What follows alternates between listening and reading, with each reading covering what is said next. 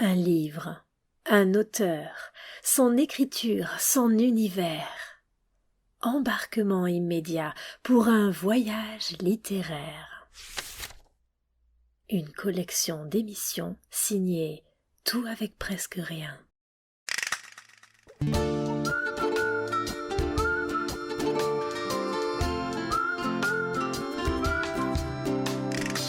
Il y a des livres que l'on ouvre comme on ouvre une porte. On ouvre et on entre ailleurs. On se prend au jeu, J-E-U ou J-E, choisissez de l'écrire comme il vous plaira. Dans ce roman d'Antonio Moresco, on se laisse emporter par la voix intérieure du narrateur. On est immergé dans l'intimité de sa pensée. On est un peu étonné parfois, on ne comprend pas tout, mais c'est peut-être le gage de la sincérité. Après tout, une voix intime ne s'adresse à personne. Alors on la laisse aller, on essaie de suivre. On ne veut surtout rien freiner, rien déranger au fil de ses pensées. La petite lumière, c'est le titre de cette histoire désarmante d'étrangeté et de simplicité à la fois. Voici les premières lignes du roman.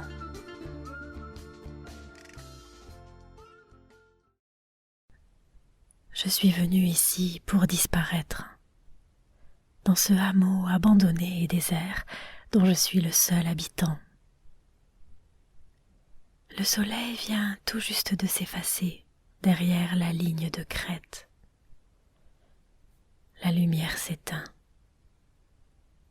En ce moment, je suis assis à quelques mètres de ma petite maison, face à un abrupt végétal. Je regarde le monde, sur le point d'être englouti par l'obscurité.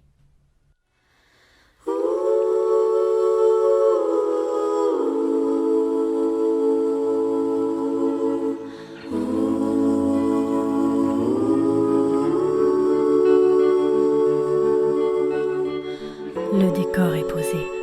Un hameau abandonné, tout un monde de pierres enseveli par la végétation, un hameau perdu dans la forêt, avec des loups, des blaireaux, des guêpes, des crapauds, un chien errant aux pattes cassées.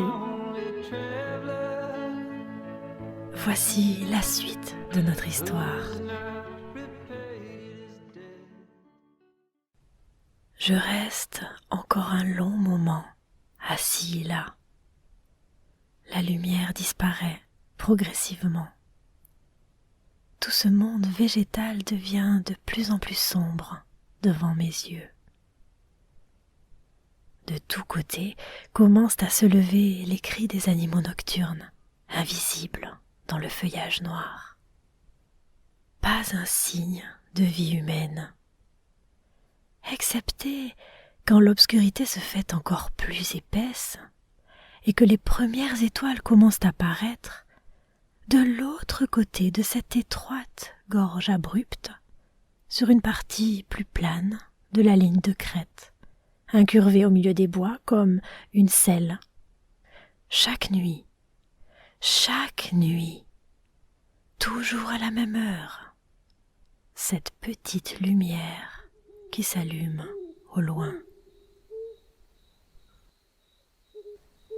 Qu'est-ce que ça peut bien être, cette petite lumière? Qui peut bien l'allumer?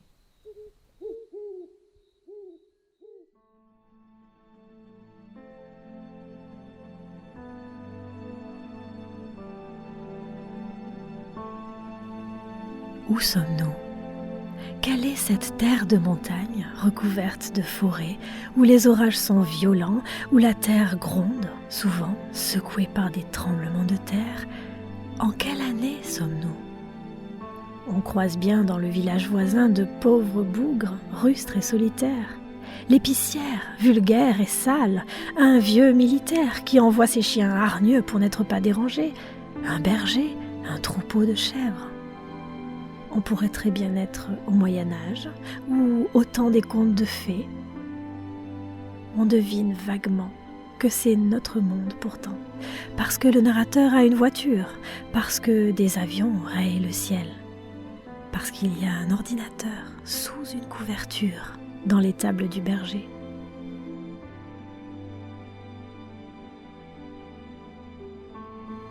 Pourtant, on a vraiment l'impression d'être dans un monde sans âge. Pourquoi cet homme est-il là ? Qu'est-il venu faire dans ce hameau perdu ? Nous avons bien peu d'indices. Il ne parle jamais de son passé, ni de son futur. Il semble n'avoir pas d'autre projet que rester là, vivre au jour le jour, observer les choses autour de lui. L'introspection est totale. Nous suivons simplement le fil de ses pensées, son présent, ses préoccupations, ses initiatives, au jour le jour.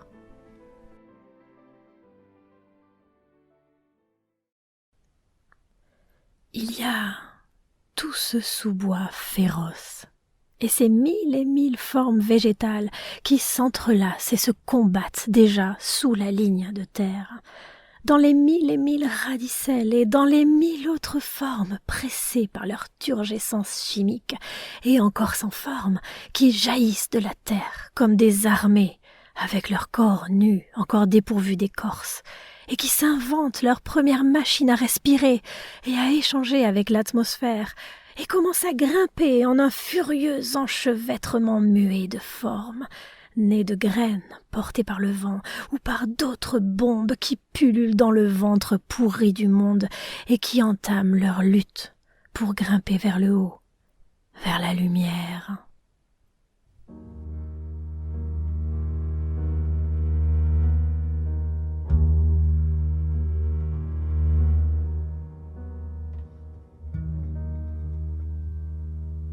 I got idea, man.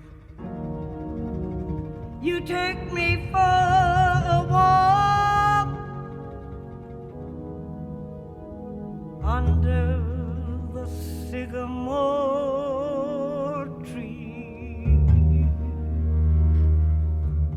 Cette phrase n'a pas de ponctuation. On a l'impression d'être pris dans ce tourbillon de racines qui pulsent dans leur sève toute neuve, se propulsent, se poussent et s'entremêlent, écrasent, étouffent tout ce qui leur fait obstacle pour se faire une place, pour atteindre la lumière. Ne sent-on pas dans cette lecture un niveau symbolique ? On est sans cesse en proie à des questions intimes, des perplexités, des réflexions qui inévitablement nous font basculer vers le mystère métaphysique du vivant. C'est comme si le narrateur, à partir de sensations minuscules, à partir de l'observation des plus petites choses, prend peu à peu de la distance, varie les échelles sur la ligne du temps et finalement met l'état du monde qu'il vit en perspective avec le vivant en général. Le vivant, depuis que le monde est monde connu. Le vivant, la façon dont il s'est formé et aussi l'évolution dans laquelle il se trouve pris. Au cœur de toute cette réflexion sur le vivant, il y a la lumière. Voici comment le narrateur trace sa chronologie, c'est-à-dire mot à mot logique temporelle.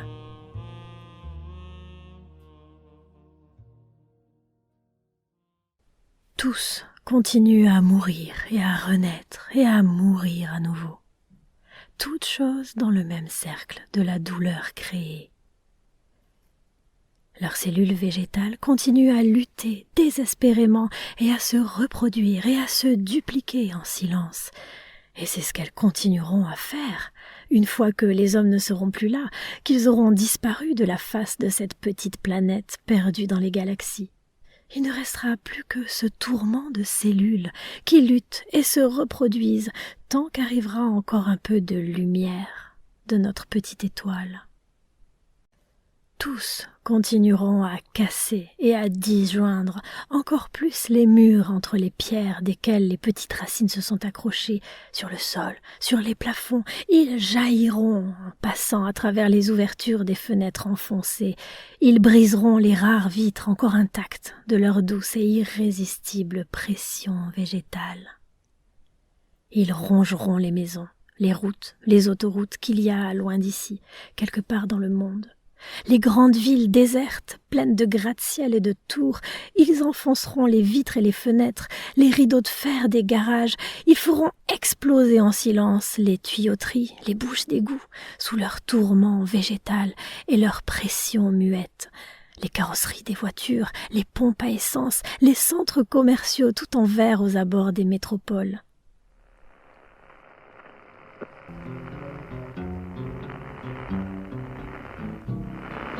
I don't want to set the world on fire.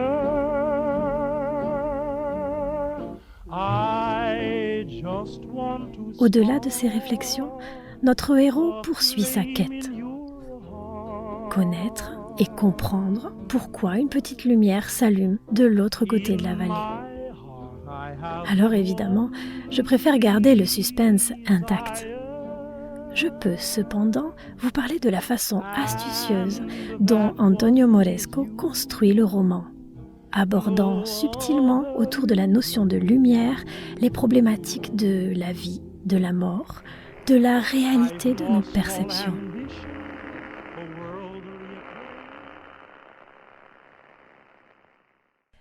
Comment savoir si au-dessus du ciel, il y a un autre ciel ? Comment savoir si la matière dont se compose l'univers, tout au moins le peu qu'on réussit à percevoir dans l'océan de la matière, n'est pas à l'intérieur d'une autre matière, infiniment plus grande ?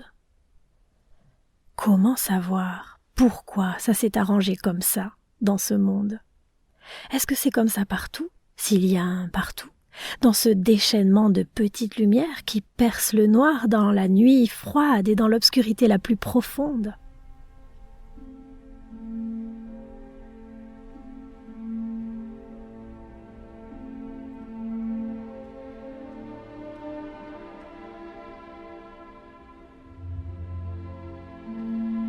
Qu'est-ce que le réel en dehors de la lumière ? Et les étoiles, ce déchaînement de petites lumières perçant le noir, selon l'expression de l'auteur, quelle est leur réalité ? Toutes ces questions métaphysiques, notre narrateur se les pose toujours à partir de son simple vécu quotidien, en toute simplicité, en toute innocence. Ce décalage donne d'autant plus de force à ses réflexions. Par exemple, il parle aux arbres et aux animaux. Il parle aux blaireaux, aux guêpes, aux crapauds. Seules les hirondelles répondent au narrateur. Et leur réponse est souvent drôlatique. Écoutez.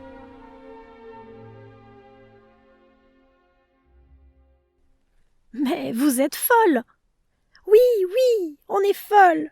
Elles me répondent, ces bestioles survoltées, sans arrêter de frôler le sol de la ruelle et le fil de l'eau, comme des flèches, en trissant. D'émotion, j'en ris seul. Il n'y a pas de psychiatre pour les hirondelles ? Si, mais il est fou, lui aussi.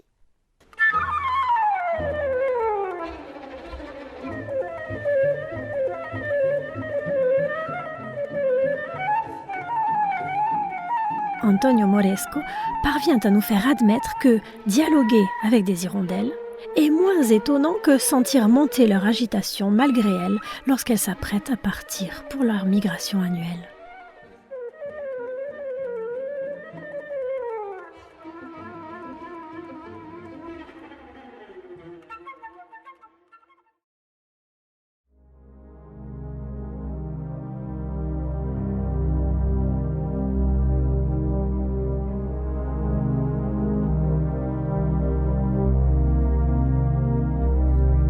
Autrement dit, les plus grands mystères résident dans les choses les plus connues, les plus habituelles, les plus naturelles en somme.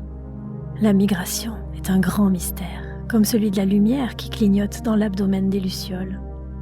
La photosynthèse est aussi un grand mystère, la chimie qui donne la vie, l'impulsion électrique qui donne la pensée.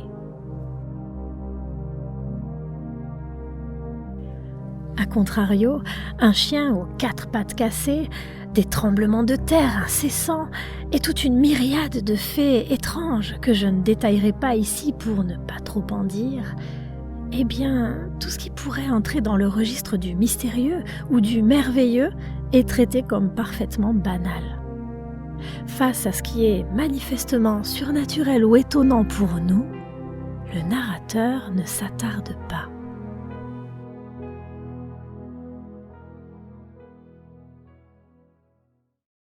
Qui sait ce qui se passe au sein de ces nuées de petits corps en vol?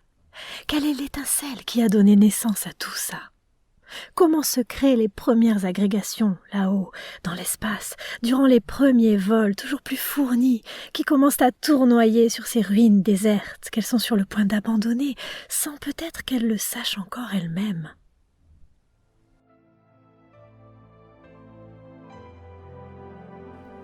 On s'interroge beaucoup sur cet homme. Il vit au jour le jour, sans passé, sans perspective. Il ne dit rien de ce qu'il fait là, de ce qu'il est venu y faire. On ne connaît de lui que sa quête, sa volonté d'élucider le mystère de la petite lumière. C'est un grand contemplatif. Il observe chaque détail. L'écriture est minutieuse, à l'image de cet homme qui prend son temps, qui vit posément ses jours, comme pourrait le faire un grand convalescent, ou peut-être comme un ermite.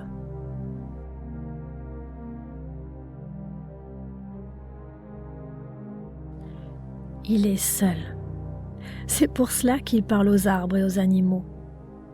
On peut devenir un peu fou à force d'être seul, n'est-ce pas? En cela, l'écriture d'Antonio Moresco bascule parfois dans le registre du merveilleux. Et en même temps, il frôle l'essai philosophique de haut vol.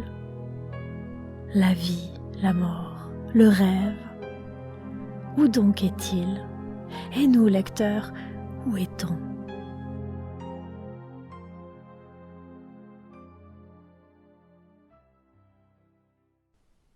À présent, il fait nuit. J'ai les yeux ouverts dans le noir, je crois. Mais je ne saurais dire si je suis éveillée ou endormie. Peu avant, il y a eu des secousses de tremblements de terre, mais faibles, des vibrations légères qui montaient des profondeurs. Mais si légères que je ne saurais dire si elles m'ont réveillée ou si au contraire elles m'ont endormie. Il m'a même semblé avoir un peu souri, reconnaissant leur chère voix dans le noir.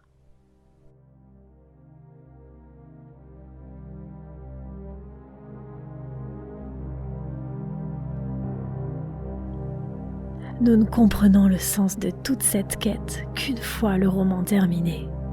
Nous prenons alors la mesure de tous les éléments minuscules que nous avons laissés filer. Tout prend sens à la fin. Nous sommes pris alors d'un grand désir de tout relire. Oh, ce n'est pas grand-chose, le roman est court. Et là, chers lecteurs, je peux vous dire que le moment le plus délicieux, c'est celui de la relecture. Tout le talent d'écrivain d'Antonio Moresco nous apparaît alors. Sous son apparence simple, avec son langage simple, presque parlé par moments, ce livre est un ouvrage de grande subtilité, où tout se fait écho, où se touche le mystère et l'évidence dans la plus grande ingénuité.